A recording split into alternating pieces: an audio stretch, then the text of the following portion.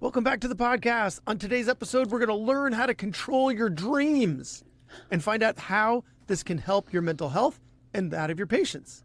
So in today's episode, we have Dr. Kristen LaMarca, PhD. She's a clinical psychologist, board certified in behavioral sleep medicine. She's an expert in nightmare treatment and the therapeutic application of lucid dreaming. She's known for her research on optimizing lucid dream induction. So that's what we're going to be talking about. Lucid dreaming, how to be aware that you're dreaming and then control it. How cool is that? So Dr. LaMarca, thank you so much for being on the podcast. You're welcome, and thank you for that great introduction. But before we get started, first, a word from our sponsors. Hey, this is Brad Block, host of The Physician's Guide to Doctoring. This is a personal and professional development podcast for physicians where we have experts on the show that try to teach us everything we should have been learning while we were memorizing Krebs cycle.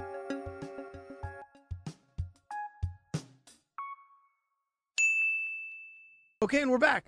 So, Dr. LaMarca, I love to start off with a good story. So, is there a story you can tell us where lucid dreaming profoundly impacted someone's life? My life, for sure. It's been life-changing for me. I wasn't born a natural lucid dreamer. I learned it later in life in one of my psychology classes and started learning about it. And from there was just able to pick it up, and I got really involved in the practice. I've been using it in a way that doesn't just help my personal life, but given that I was on a trajectory of already studying psychology and how to help people and had a lot of interest in sleep, certainly was able to weave my learnings into my professional training to be able to help people. Have plenty of stories about lucid dreams that were really transformative for me, particularly around the issue of recurring nightmares. Happy to share one of those or wherever you want to go with this. Let's get into a good story here. Wow, really personal to get started, huh?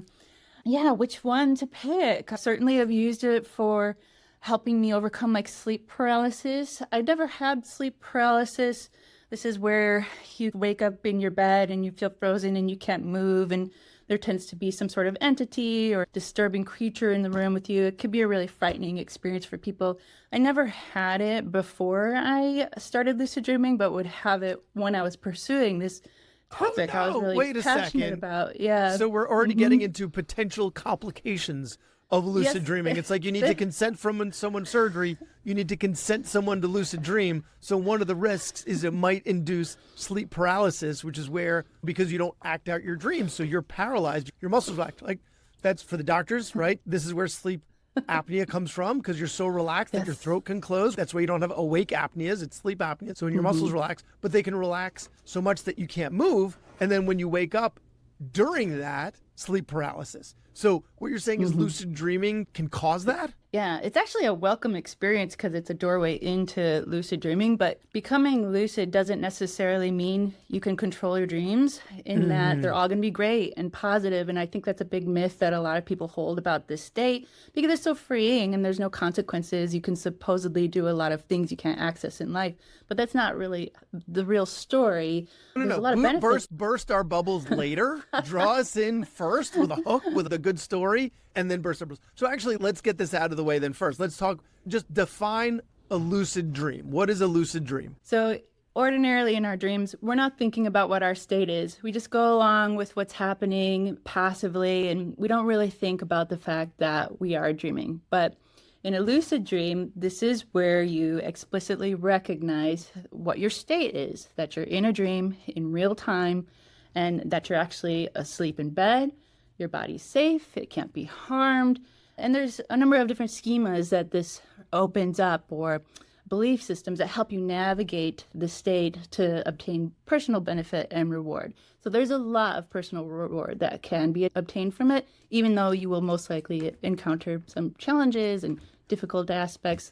A lot of them are surmountable, and the journey is worth it. So really want to emphasize that. Okay, so let's start off with just the fact that this sounds like out there, right? So you're going to have some skeptics in the audience that are like, okay, so I get that you can become aware of your dreams. So what? Like, for the skeptics out there, like, what is the benefit here? Depends on the application. If we're talking about clinical populations, people that suffer from nightmares, from trauma, from dream disturbances, from sleep paralysis attacks, then the benefit is pretty clear and distinct. If you're able to recognize what state you're in and disrupt the narratives or loops that tend to keep people stuck in suffering from those states, lucid dreaming can be really powerful. But for people that don't have those types of experiences, there's a lot of reward that you could get from these states. First of all, it's very freeing to be in a state where you can experience almost anything, things that are difficult to experience or access in your daily life. Like what? I mean, I'm sure everyone's got some idea of you're in this dream world, this cartoon world, where you can, like, do what? What are some of your patients talking about that they'll do in their lucid dreams or access in their lucid dreams? Cartoon world? Dreams are very realistic, first of all. But think on the level, the easiest thing for people to understand is to do the impossible. Things like flying or dream sex. There's a lot of entertainment value. It can be really fun and interesting to explore your own mind on this level. Go different places, or there's so many things that are just entertaining on that level. But it goes so much deeper than that. If there's a problem in your life that you want to use your dreams as a space to explore that more specifically, you can intend to do that in the lucid dreaming space. For example, like when I was writing my book, Learn to Lucid Dream, by the end of it, I was so burnt out and I didn't know how to end it, just those last few paragraphs. And I said, when I was taking a nap, if I get lucid, I'm going to try to get over my writer's block. And I had a lucid dream, and when I woke up from it, I didn't think it gave me the answer, but then when I wrote the dream report out, I used that to help me write the end of the book. It was just a beautiful example of that. But yeah, lucid dreaming to write a book about lucid dreaming. Or even just like being pregnant. What am I going to name my child? Maybe I'm going to go in my lucid dreams and try to figure out, what would I name him? What does he want to be named? I think there's a lot of practical, everyday applications for normal problems people experience. So like creative issues. It sounds, a lot of what you're talking about sound like issues with creativity. So you're stuck and you want to go to a place where you're more free to experiment. Is that what it is? That's one way to look at it, that creative problem-solving aspect. And I think that's where a lot of people's suffering comes from. It's rooted in this experience where we get stuck in these rigid narratives and we can't really think outside the box. One of the most beautiful benefits of lucid dreaming is it alters your perspective radically because you see that you're dreaming and things aren't real. There's different things that are operating in that state, like there's no consequences to what you do. You can drop inhibitions, you can engage with less fear. It really opens people up to a learning space that can be helpful in really practical ways. And I also just mentioned the spiritual applications of this. Lucid dreaming is rooted or has overlap with, for example, the Tibetan Buddhist dream yogas, which have been around for hundreds and hundreds of years. They use lucid dreaming to explore spiritual states. When you don't have sensory inputs from the material world, it makes people be a lot more open to having more transcendent and peak experiences. This is similar to this is why people use sensory deprivation tanks, or yes, they go in a cave and they meditate. So there's a lot of spiritual aspects that can come from exploring this state that really open you up to some wider worlds. One thing that comes to mind for me is whenever I'm in points of stress in my life, I always have this same math dream or some school-related dream. And given that the listeners are physicians, I know you all are having those same dreams too. You're under stress and you're at school and you did not prepare. We spent so many years of our life in school and study, right? You show up and you've never been to class, or you weren't prepared for the test, or you can't hand in the essay because it wasn't. Something academically related happens, and I'm aware that I'm in a dream. Screw this. I'm out of here. I'm leaving, and then move the dream elsewhere. So I think for me, that's clearly going to be one of those initial benefits, where if it's a nightmare scenario, you can become aware of it, and then so I can see where it could really work well for treating nightmares. So creativity, stumbling blocks, nightmares. Like sometimes people are afraid to go to sleep because they're having recurring nightmares. They don't want to go to that place, right? And so then that causes insomnia. And so you go shift from feeling powerless to being empowered, basically.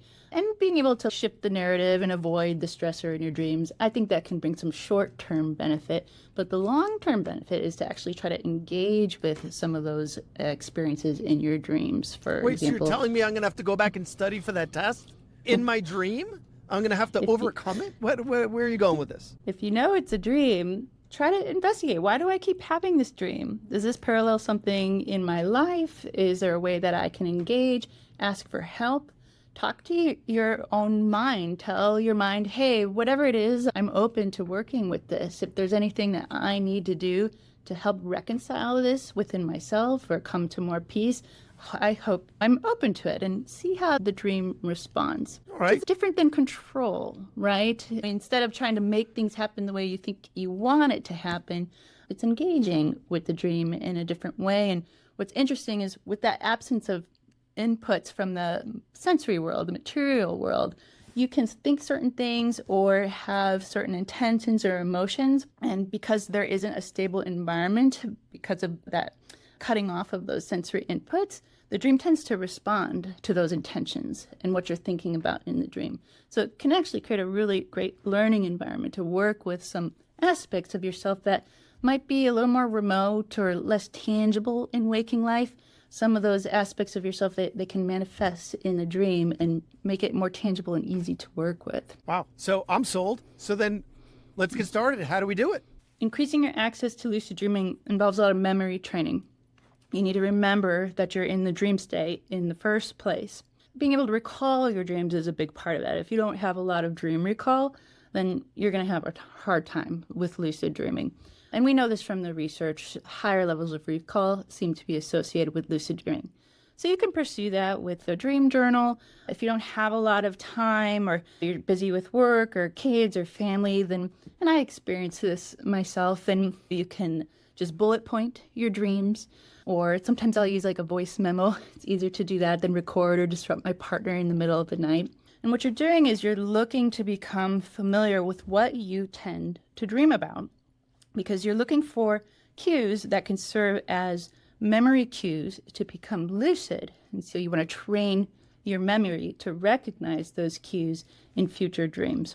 So we call those dream signs. So signs that you're dreaming. Hold on. So if we're someone that doesn't tend to remember the dreams to begin with, it's going to be harder to then become lucid, because you don't even, who knows, you may have become lucid, but you forgot about it anyway. So there's no way to know. But for those who do struggle with even dream recall, you're saying journaling upon awakening, like immediately upon awakening, is one way to train ourselves to improve that recall? Yeah. So we're like more likely to remember it if we journal it. So it's almost like we anticipate that we're going to need to have remembered it, so we do remember it. Is that correct? You could set your intentions to work on dream recall. Capturing the dreams quickly after they happen, before they fade, is a really good way to do that. And make sure that you write it down. And even if your dream recall is a little bit low, just know that dream recall is trainable. It's something that you can work with, and it could become something that comes a little bit more easily.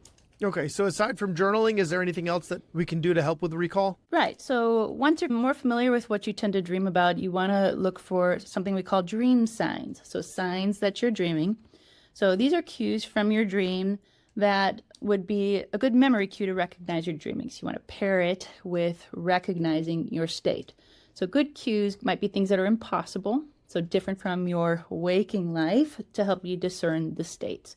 So it could be something impossible, or maybe not impossible, maybe just improbable, something that doesn't really happen all that often. But maybe it's possible in waking life, but it tends to happen in dreams a lot. And if not impossible or improbable, look for things that you just tend to dream about. So things that are dream-like. So that could be something not working right, or being back in school, or not being able to open your locker, spending time with an old friend that you haven't seen in many years. How likely is that? That's something dream-like. So you pick something from your dream, and then you want to use some visualization to train your memory. So instead of the dream going on, progressing where you don't become lucid, you don't notice you're dreaming, you choose that dream sign and you rehearse recognizing it. oh, here I am driving in the back seat of my car again. I remember this dream. I've had this dream before. This is not possible in waking life. This was what I was trying to remember to do, to remember that this is a dream. So you rehearse getting lucid in your imagination and then do whatever you wanted to do at that point, whatever your intentions were. Wait a second. So you just picked something that's been in my dreams, right? Driving from the back seat of the car, like completely out of control of the vehicle. Like Yeah. I hadn't remembered that I had dreamed about that until you mentioned it, and then it came to the forefront of my mind. So how is it, these are like recurring themes in modern society that people have? How did you get inside my head is what I want to know. I think that's a common dream. And our dreams are meant to help us process memories and emotions and problem solve. And so I think that's common for people to have these mini stressors in their dreams where things aren't working the way they want and they're trying to solve a problem. Doesn't necessarily have to be a nightmare. And it's common for those to recur. And once you start to pay attention to your dreams and really develop your recall and memory, you'll start to notice those patterns most likely. Okay, so first we're going to start dream journaling. So as soon as we wake up, we'll write down what we dreamed about and we'll start to put together patterns. After that, when we're in the dream, we're going to try and recognize that we're in the dream by finding things that are either impossible or improbable or that we know we've dreamed about before. And so we recognize we're in that situation again. So then what comes next? Right. So you're imagining this before bed and you try to intend, okay, if that happens tonight or something similar happens tonight, I'm going to try to remember I'm dreaming. This is no different from, let's say, how an athlete trains themselves on how to handle a certain play or situation on the football field, for example. So, for example, let's say they're in a game and it didn't go the way they wanted, much like you wake up from a dream and it didn't go how you wanted, you didn't get lucid. You imagine yourself back in that situation again, but this time making the right decision, remembering to do what you meant to do. And so athletes might visualize this, and that prepares them for the next time they're in a similar situation, then they can actually do the thing that they wanted to do. So that we're doing the same thing with lucid dreaming. We're training our memory in that regard. And I think that there's more advanced techniques and different variations, but that's a really basic practice that can get you started. It's foundational. There's also practices that you can do in the day because our dreams and waking life, they're different, but they actually have a lot of similarities. I'm sure you encounter problems in your day-to-day life or things not working how they should. I can't tell you how many times I dream of my cell phone not working, or I'm trying to make a call, or my computer's not working. Oh, my screen getting smashed. That's a recurring one. And those recurring ones, they're great to target with this memory training. Or even I missed the cue when we were getting ready for our podcast and testing our sound. Like, oh no, it's not working the way that it's supposed to. That's actually a really great time to notice, this is dreamlike. Could I be dreaming right now? And obviously right now, there's nothing so impossible that I'm going to say, oh yeah, I'm definitely dreaming right now. But you can confirm this with something we call a reality test or a state test, just to be sure you're definitely awake. The one that we recommend and think is pretty effective for people is to reread some small printed text. And so this involves a triple glance. So you find some text, you read it, memorize it, look away, read it again. 3 out of 4 times or so in a dream, it's going to change into something else, or the text might disappear, or maybe it's a different font, or just says something completely different. Now, if it's the same, you want to look away one more time, but this time when you look back, imagine it's going to say something different, and then read it again. And at that point, the numbers get into 95 or 98% of the time, it's going to change in your dreams. So this is something, you can practice during the day to continue preparing your memory for those moments in your dream state. That's really funny. I remember that from a Batman cartoon from when I was like a teenager, because he was trapped in the dream state by some supervillain and realized he was in a dream because he couldn't read the text at all, because he opened a bunch of books and all of them were just completely incomprehensible. So it's really funny that I heard that 30 years ago from a Batman cartoon, and now I'm hearing it. Oh, that's interesting. Yeah. But for some reason, there's a lot of instabilities in dreams, but small printed text has a lot more instability than a lot of other things, more so than this table would. Yeah, I guess because the amount of information or the specificity or being able to project something with that level of detail. So let's say you realize you're dreaming, right? So now we've accomplished that. We've reality tested. We realize that we're dreaming. But every time we do that, we wake up, right? Like the realization that we're dreaming just catapults us awake. How do we prevent that from happening? How do we stabilize the dream? It's a really common issue, and we know that lucid dreams already take place when our brain is a little more activated. It's a more activated phase of REM sleep. So you're already close to waking up. Also, people get excited when they become lucid as well. So I think that might arouse the nervous system to the point where it just makes people wake up pretty quickly after they get lucid. So one thing you could do is try to stay calm and grounded and centered and just down-regulate your excitement a little bit and focus on remembering that you're dreaming and remembering what you wanted to do. We think there might be some sensory exercises that could potentially also help stabilize the lucid dream so you don't wake up. So one might be to rub your hands and really pay attention to your dream hands and the sensation. These sensations might be competing with your waking body in bed. So you kind of want to stabilize the dream in that sense. And this can increase the chance you might stay in the lucid dream. But the one that I think might work better is actually spinning your dream body. So you get lucid, maybe you feel the dream is shaky, you're going to wake up, or you want to be sure you don't wake up. Just stand up and spin around over and over like a Tasmanian devil and just keep reminding yourself that you're dreaming. And we think this might increase the probability that you'll stay in the dream state. It might have something to do with our vestibular system and how that's related with our REM sleep systems. And so those are a couple ways that you could try this. Be careful for false awakenings at that point. You expect to wake up once you're lucid because you remember you're in bed. But often, man. Yeah. That's terrifying. It's not. You're just laying in your bed, but it's a dream bedroom. It's like a replica, right? I know, but you thought you were awake, and now you really weren't awake, and you're still in a dream. I don't know. It's a little bit of a nightmare scenario, but maybe that's just me. I think in the beginning, it's so new and foreign to people that it can feel that way. But at the same time, it's something that you could get used to and learn to recognize and really benefit from.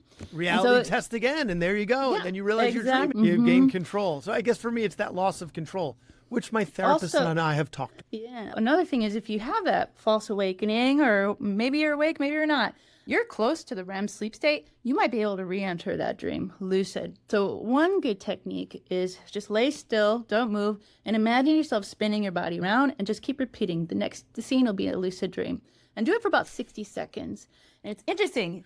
I'll be lying in bed, and then I'm spinning like horizontally in my bed. And before you know it, I'm back in another dream. So you can induce that with a sleep onset REM period, or just from a potential false awakening state. So you can see where the variety of induction skills can come into play. It's an art and something that is totally learnable, and it's just a lot of fun doing it. Or if you find yourself spinning in bed and it's not intentional, you might have benign paroxysmal positional vertigo, and you should make an appointment with your local otolaryngologist to have that evaluated. So that's another thing about spinning in bed. Okay, so we had gotten in earlier about some myths about lucid dreaming. And one of them was that you're going to have control, like that you're going to have total control. And you made the point that you're really not. So what are some other myths about lucid dreaming that are out there? Yeah, and just to remark on the control piece, you do have more creative direction if you're lucid and you know that you're dreaming, but I think overemphasizing control can be a myth, and it can make people feel stagnated and like they're not really getting much out of the practice. So other common myths, for example, people think that it might make your sleep less quality. You're not as restored when you wake up, for example. And this goes against what the research says. Most people wake up in a really positive mood after they've had a lucid dream, and they feel more restored, more invigorated. And it's a feeling that can linger throughout the day. Where we do see this can be an issue is if someone's trying to lucid dream, but they're over practicing the skills, or they're mispracticing, they're not applying them very well, or they're not balancing them very well, then that can actually interfere with getting enough sleep sometimes. That's just one thing to try to mitigate and be careful about. What do you mean mispracticing? Like, how can someone mispractice these skills? They're like overdoing it? They're like trying to do it every single night with every single dream? Yeah. For sure. Could be overdoing it, or they just could plain not be doing it wrong. People get their information from a lot of different places, like internet sources and even books. Sure, they don't describe techniques all that well or in the most effective way, or maybe in a way that aligns with some of the research. And even the research has more work to be done. Yeah, if you're not doing it right, then you might find yourself in a situation where you're getting frustrated and it's interfering with your sleep. And just to close, since these are physicians that are listening, let's talk about what the evidence really shows about the benefits of lucid dreaming. Like you had mentioned before, it can help you with nightmares because then you're able to recognize you're in it and then you can control it a bit more or really face what you're having the nightmares about, right? It can help with creative blockages. But what are some of the other mental health benefits of lucid dreaming? So most of the evidence is regarding nightmares, and that really is the most clear and distinct application of lucid dreaming at this point. There is more broad applicability, and there's been decades of literature accumulating, but most of it is correlational or survey research or case reports, but enough to help people or clinicians like me know, hey, I think there's something here. This is a way that I could apply this to my personal circumstance to help me, whether it's my depression, my thinking patterns, confronting my fears in a space where I'm safe and I know there'll be no consequences. There's a lot of applicability. We need more trials to really help us discern who it helps, how it helps them, if there's subsets of people that it helps. And I'm talking about beyond nightmares. But even with nightmares right now, that treatment is not well established. It's viewed as promising and that it can be helpful. It could be used as an alternative to the first line therapy for nightmares, which is imagery rehearsal therapy. So that's where you take your dreams and you rescript them to have a more positive ending or outcome or something that you feel better about. And that can help for 70 to 80% of patients typically, if not, possibly not eliminating them, at least reducing them. So there is a lot of room for that field to grow and for lucid dreaming possibly to help people where what we have and already think works isn't helping enough. So it's good to have that as an alternative. There's some research that it can help with PTSD and PTSD nightmares. There's some mixed research with trauma, depression, and substance abuse where sometimes we see it helps and other times not. And with some of the more recent research on PTSD, some of that research, it's just using waitlist controls. They're not verifying diagnoses. So there's a lot more work that needs to be done to really show. But what it does show is that it's promising and it really does seem like there's something there. So I'm looking forward to seeing that develop more in the literature.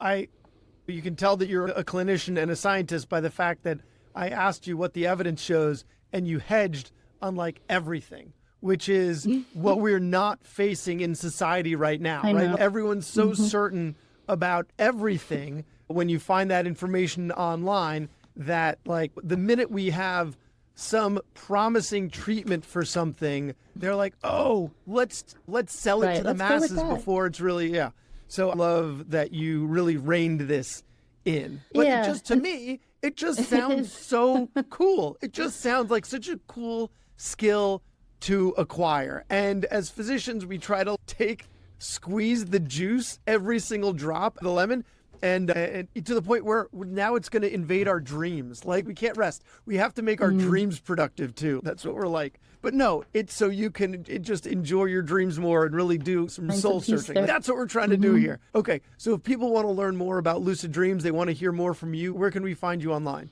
The best hub to find me is at mindfulluciddreaming.com. You'll find some resources there to personally learn about lucid dreaming. I'm also going to be offering some courses on continuing education for clinicians soon. So if you're interested in not only how this can help my patients, but how can it help me or maybe people that I care about, that might be something that you're interested to check out. So that's mindfulluciddreaming.com. Dr. Kristen LaMarca, mindfulluciddreaming.com. Thank you so much for your time and all you do for your patients. Thank you. Thanks for listening. So please share it or like it or comment on a social media post or write us a 5-star review. Thank us again for listening to The Physician's Guide to Doctoring.